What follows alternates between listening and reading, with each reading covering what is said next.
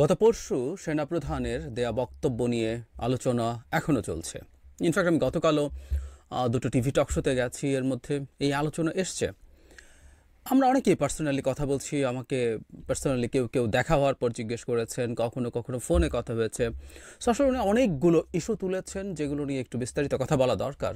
এর মধ্যে আমি গতকালই একটা খুব দীর্ঘ ভিডিওতে মোটামুটি তার গুরুত্বপূর্ণ কথাগুলো নিয়ে কথা বলেছি, কিন্তু আরেকটা ব্যাপার আমার মনে হলো একটু ক্ল্যারিফাই করা দরকার। সেটা হচ্ছে বাহিনীগুলো, উনি পুলিশ, র্যাব, ডিজিএফআই, এনএসআই এদের আলাপ এনেছেন এবং এগুলো নিয়ে আসলে কি করা দরকার, এই কথাটা আমার মনে হয় একটু আমাদের মধ্যে হওয়া উচিত। একটু অপ্রীতিকর বিষয়, কিন্তু একটু ঝুঁকিপূর্ণ তো বটেই। তারপরও আমার মনে হয় একটু বাস্তবতার মাটিতে দাঁড়িয়ে এই আলাপটা করা দরকার। উনি কি বলেছেন গতকালও পড়েছি, আবারও পড়বো আজকের আলোচনার সূত্রে। কিন্তু আরেকটা ইন্টারেস্টিং ব্যাপার হচ্ছে উনি আসলে এমন সব কথা বলেছেন এবং এমনভাবে কথা বলেছেন, তার পেছনে সম্ভবত এটাই কারণ। উনি একটা পর্যায়ে বলছেন, উনি রাওয়া ক্লাবের চেয়ারম্যান কর্নেল মোহাম্মদ আব্দুল হকের প্রতি কৃতজ্ঞতা জানাচ্ছেন এবং তারপর তিনি বলছেন, উনি আমাকে সুযোগ করে দিয়েছেন আজকে এখানে আপনাদের সাথে এসে কথা বলার জন্য। একটু মন খুলেই কথা বললাম। এতদিন যে কথা মনের মধ্যে ছিল সবসময় প্রকাশ করতে পারি না, প্রকাশ করাও যায় না, আজকে প্রকাশ করে ফেললাম। বোঝা যাচ্ছিল দীর্ঘদিন থেকে তার ভেতরে এই রিলেটেড স্ট্রেস জমা হচ্ছিল। তিনি স্ট্রেসের মধ্যে ছিলেন। উনি for the last 7 or 8 months I had enough, এরকম একটা কথাও বলেছেন।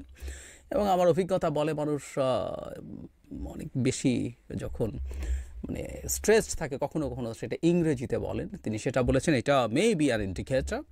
আসলে এটা তো ফ্যাক্ট যে সেনাপ্রধান হিসেবে, একটা প্রফেশনাল সেনাবাহিনীর কমান্ডার হিসেবে যা হওয়া দরকার, যতটুকু চাপ হওয়া দরকার, যা যা থাকা দরকার, তার তুলনায় এখন উনি অনেক বেশি চাপে আছেন। ইন এনি কনসিডারেশন বিরাট একটা চাপের মধ্য দিয়ে গেছেন। এখনও তিনি, যেহেতু আমাদের দেশ স্টেবল হয়নি, দেশ এখনও গণতান্ত্রিক ব্যবস্থায় পৌঁছেনি, নানা দিকে নানা চাপের মুখে আছেন। এবং একটা চাপ আমি মনে করি অনিবার্যভাবে তার বাহিনীর ভেতর থেকেও আছে, অন্যান্য বাহিনীগুলো থেকেও আছে। আমি তার ওই বক্তব্যটা পড়ি এবং আমাদের করণীয় নিয়ে একটু আসলে মনে হয় কথা বলা দরকার। তিনি অরাজক, মানে খুব একটা প্রসঙ্গ ধরে উনি আসলে ঢুকে গেছেন ওটায়, একটা সাবহেডিং এরকম, অরাজক পরিস্থিতির সুযোগ নিচ্ছে অপরাধীরা।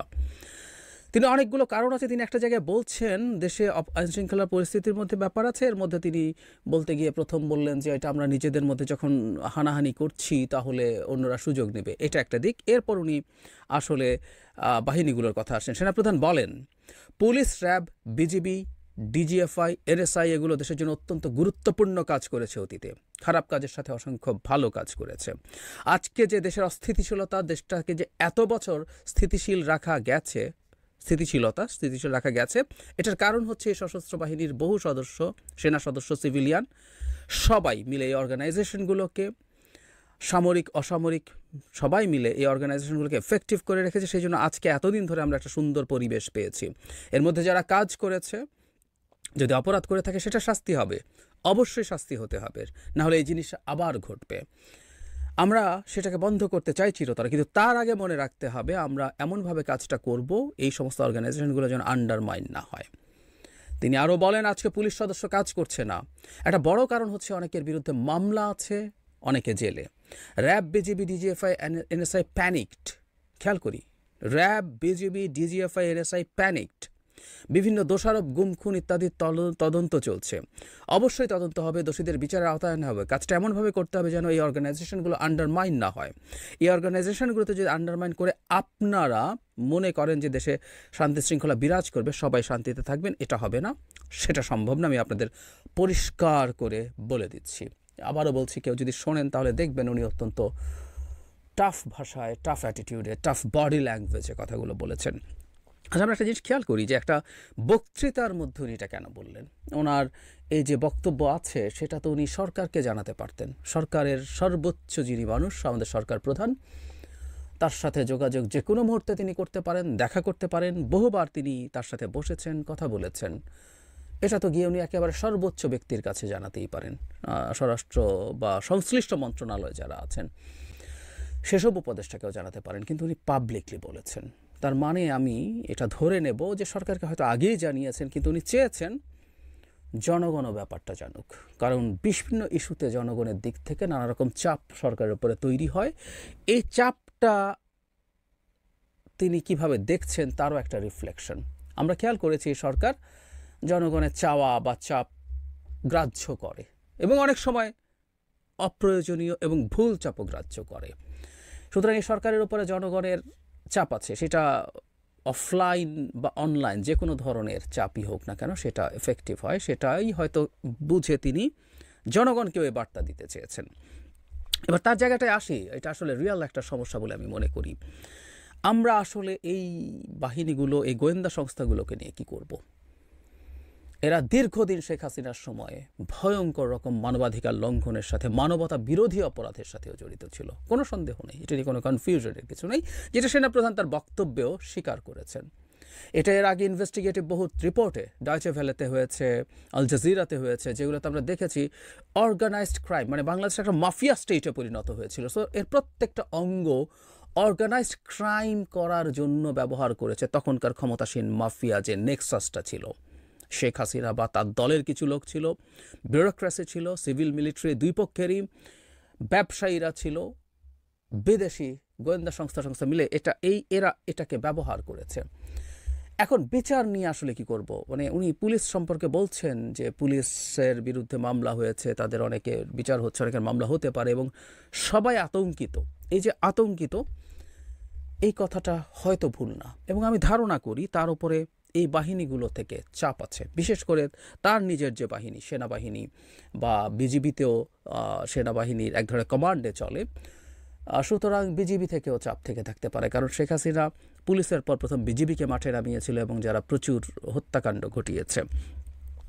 একটা কথা একটু মনে রাখবো, আমরা যখন বিচার করতে যাব, এবার একটু বাস্তবতার মাটিতে আসি, এবং আমি খুব কনফিডেন্টও নই কি করা উচিত সেটা নিয়ে। তারপর আমি একটা প্রপোজালের কথা বলছি, সেটাকে আমরা কিভাবে দেখব, আমি আপনাদের মতামত চাই। আমি আসলে এই ব্যাপারটাকে কগনিজেন্সে নেওয়া দরকার বলে মনে করছি। মানে সমস্যাটা কি হতে পারে বলে আমি ধারণা করি সেটা বলি। এটা সত্য যে আমরা আসলে এমন একটা সমাজে আছি এবং দীর্ঘদিন আরও গণতন্ত্র চর্চার মধ্যে না থাকার কারণে আমরা এক ধরনের ট্রাইবাল সোসাইটির মতো আছি। আমাদের মধ্যে ক্ল্যান তৈরি করা, ক্ল্যানের প্রতি আমাদের অন্ধ আনুগত্যের এক ধরনের প্রবণতা তৈরি হয়েছে। ক্ল্যানের বা ট্রাইবাল সোসাইটিগুলোর প্রবলেম কোথায়? আমার ক্ল্যানের কেউ যদি কোনো না কোনোভাবে অন্য ক্ল্যানের কারো সাথে কোনোভাবে সংঘাতে লিপ্ত হয়, আমি চোখ বন্ধ করে আমার ক্ল্যানের পক্ষে থাকবো, তার পক্ষে লড়াই করব।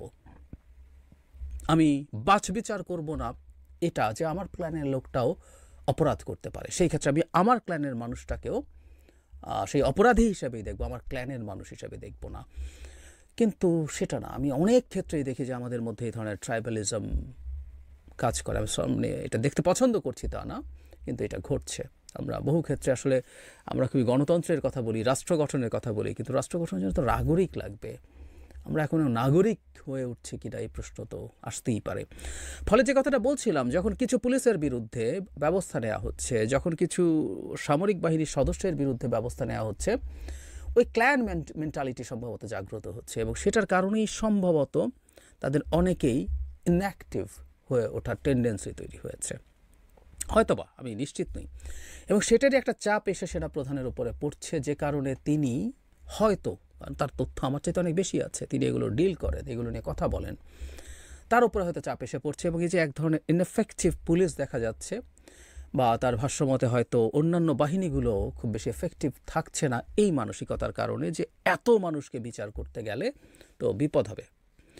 একটা কথা একটু বলে রাখি, যে প্রপোজালটার কথা বলবো তার আগে, সেটা হচ্ছে কোনো নিচু পর্যায়ের পুলিশ সদস্য, সেনা সদস্য কেউই তার যে কোনো মানবাধিকার লঙ্ঘনের, যে কোনো ক্রিমিনাল অফেন্সের দায় তার ঊর্ধ্বতন কর্তৃপক্ষকে দিতে পারে না। এটা আমাদের জানতে হবে প্রথম।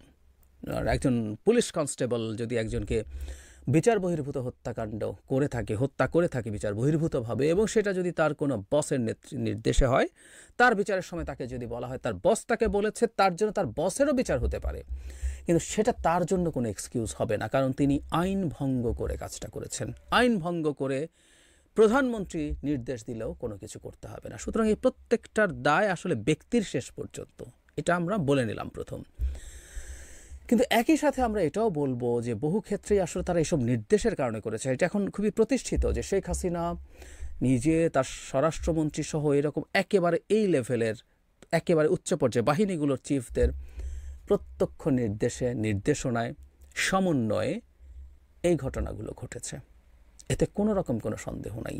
ফলে আমরা কি পারি যে কিছু মানুষজনকে নিচের পর্যায়ের যারা এই ধরনের অপরাধে জড়িত ছিল তাদের কিছু ছাড় দিতে?